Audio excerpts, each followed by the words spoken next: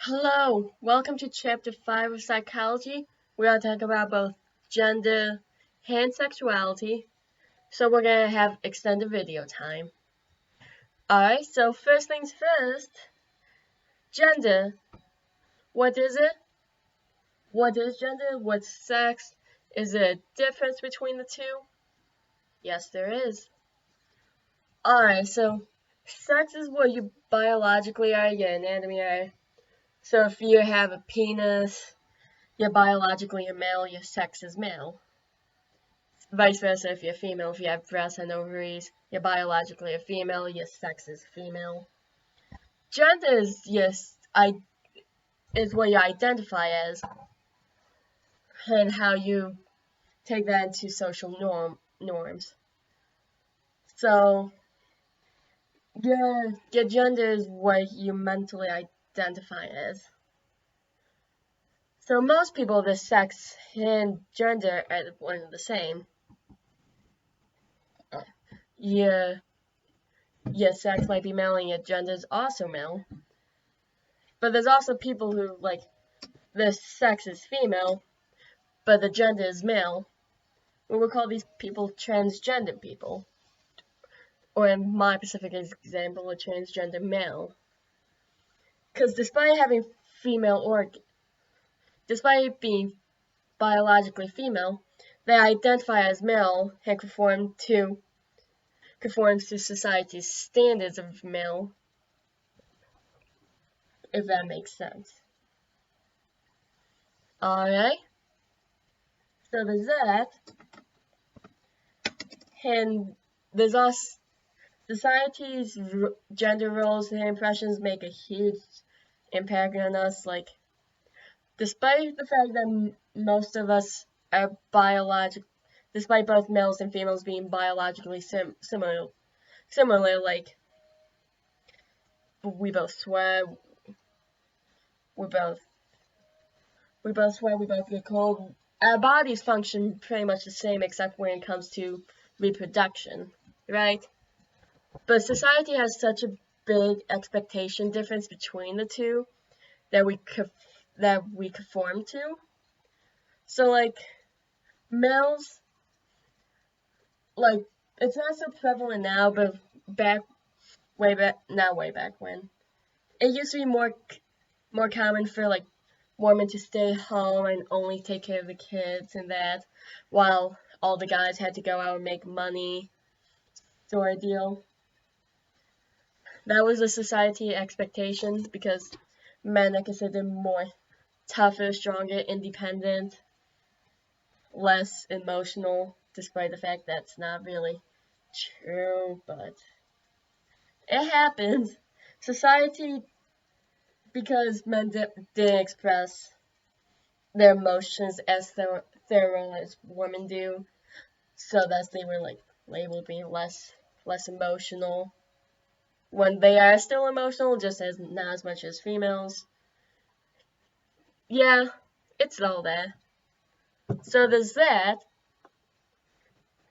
So gender and sex, they can be the same thing, but they're not always. And you just have to be aware of that. Hey, and yeah, there's a lot more about this that I should delve into, but I'm running out of time here. So I will see you guys in the next transition about sexuality. Hello, welcome to the second part of Chapter 5, Sexuality and Sex. Alright, so sex, it's not actually a need. We don't need it to survive. Like, personally, you don't need it to survive. I mean, the whole human race will need it, but it's not a need, basically. Despite the fact it can feel like one, right? So, you have sex to reproduce. All the sex cycle, you have the excitement, the plateau, the orgasm, resolution. You know how all that works. There's also some sexual dysfunctions, like erectile disorder. There's female orgasm disorders. You know, stuff that prevents you from like really having sex. There's also sexually transmitted infections and diseases like HIVs, STIs, AIDS. That was a big thing in the 1990s. Those are most commonly transferred through sex, but not always. A lot of it can result in shortened lifespans. Some they're not always deadly, but they can definitely kill you if not taken care of. Then, you know, sex results in pregnancy, and if you have sex when you're like in your teens, then there's the teenage pregnancy. You get teenage pregnancies where they might not be ready to have kids because they're not like financially independent or any sort of way of independent if they're like still in the high school, still living with their parents. So then you have abortions and whether or not that's morally right and all that. And then and of course this all starts when you have sex with someone, right? Who you prefer to have sex with, your sexuality. So sexuality is interesting. Most people will be attracted to people of the opposite gender. So like females are attracted to males specifically, and males are attracted to females. That sort of deal. That's the most common one. But then you got people who are like guys who are attracted to guys, females who are attracted to females. Both, either or, attracted to like both or neither. Sexuality, right? So it makes the most sense that males are attracted to females so they can reproduce the population. That's the most common, most accepted. So then the question often comes up, if that's the case, then why do we have like gay people? Why do we have lesbians? Why do we have any of that if the norm is male to female, female to male? Is it a choice? Well, it's not a choice. It's actually within the chromosomes.